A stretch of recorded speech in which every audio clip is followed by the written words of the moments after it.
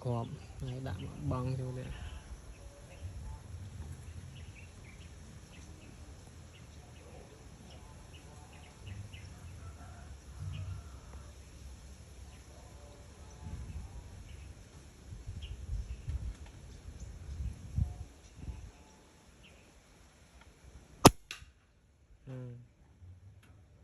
Trời ơi.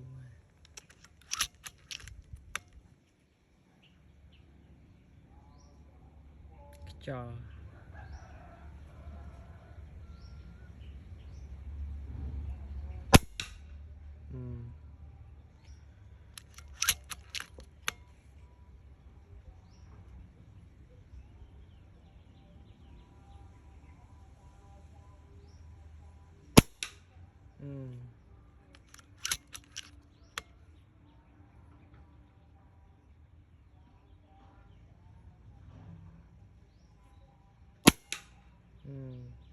trời đá được mà.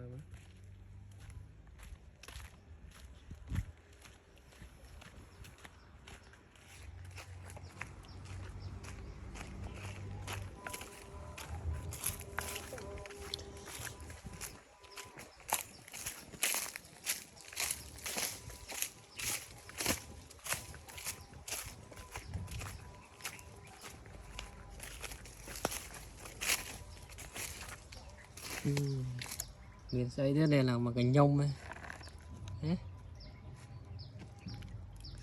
Lấy bộ kha xong mát trâu vào đây đây những bánh sai xong mát thì khát tơ lớn. Đây thì là cái nhông.